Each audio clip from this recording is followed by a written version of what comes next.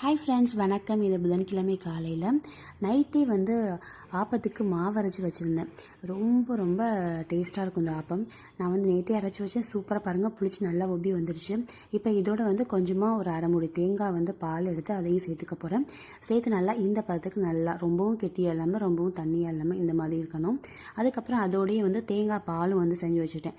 தேங்காய் பாலுக்கு தேங்காய், ஏலக்காய், வெல்லம் எல்லாத்தையும் மொத்தமாக மிக்ஸ் ஜாரில் போட்டு அடித்து அதையும் ரெடியாக எடுத்து வச்சுக்கிட்டேன்.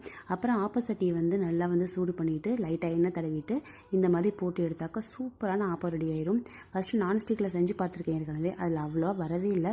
ஆனால் இந்த இரும்பு கடாயில் ஆப்பம் செய்யும்போது பார்த்திங்கன்னா அவ்வளோ சூப்பராக நல்லா மொறுன்னு வேறு ஒரு டேஸ்ட்டோட சூப்பராக வந்தது. இதுக்கு அளவு பார்த்திங்கன்னா பச்சரிசி 1 கப்னா உளுந்து 1/4 கப் சேர்த்துக்கணும். ஒரு 1/4 பங்குக்கும் கம்மியாக இட்லி அரிசி சேர்த்துக்கணும்.